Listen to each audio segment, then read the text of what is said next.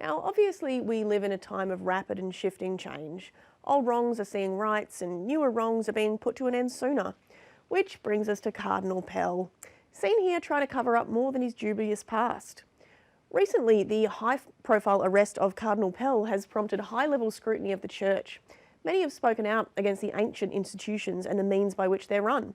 Lead correspondent Vidya has filed this report. Now, it seems like just yesterday that Cardinal George Pell has been convicted of child sex crimes, and a plethora of feckless right-wing dipshits were rushing to pen him a glowing reference. I'm looking at you, John Howard. But not everyone has had as much support as Cardinal Pell from the Catholic Church. I'm talking today of Seamus Kennedy, a man who was recently ousted from his role with the Church. Father Seamus, thank you for joining us. I'm not a member of the clergy. You don't need to call me father. I'm more of an uncle. You can call me Uncle Seamus if you like. I would not, but thank you. So Seamus, you were going to tell us about your job with the Catholic Church. Well, it's a tale as old as time, you see. A Catholic priest would get into trouble for touching kids in the bath or something ridiculous like that, and we'd move them to another parish. Mother Superior's the word. Well, that's where I would come in. It was my job to smuggle them out of their old digs and move them into the new city. Kind of like a pedophile relocation program, which is a lot like a witness relocation program if your witness is a child rapist and keeps committing crimes. Right, but with the results of the Royal Commission, people are cracking down on the Catholic Church. Has that endangered your job? Yes, only now the church is cracking down on these birds and suddenly no one needs old Uncle Seamus. And there were no contingency plans to phase out your role? No, but the Catholic Church, we have to keep moving.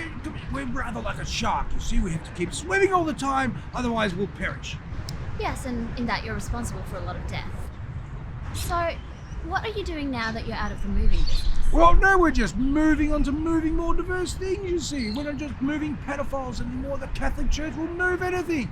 You remember Coney 2012, don't you? Not with pleasure and barely. That's because we moved him, you see. He reached out with one hand asking for help and with the other hand with a bag of blood diamonds and poof, he was gone. Absolutely disappeared. Now, you're a journalist. Perhaps you've got some Afghani files that need moving before the AFD raid you.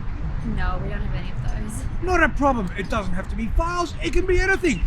Just give Uncle Seamus a call and we'll be there in 30 minutes or less or your order is free. And that's right, we'll move anything, just anything. Dodgy paperwork, drugs, indentured services, refugee children, Nazi gold, anything. The only thing that's lower than our prices are our morals. Seamus, this isn't a podcast. You can't just plug anything. Oh, that's okay. I'm sorry. Now, the ALP will be watching this program, won't they? Seamus, this is community television. I don't think my mother's even watching. Well, call them. You need to call them and tell them to watch because I'm going to be offering my services to move Bill Shorten for free, showing that the Catholic Church has a heart and we don't just move child rapists. And where would you move him? Anywhere so the public can just forget. And also, as an act of pro bono, goodwill to the Australian people and all that, I'm offering to move Tony Abbott. Anywhere. Just far away. Tempting, but I don't think we can take you up on that. Seamus, thank you for coming in today. Call me Uncle Seamus. No.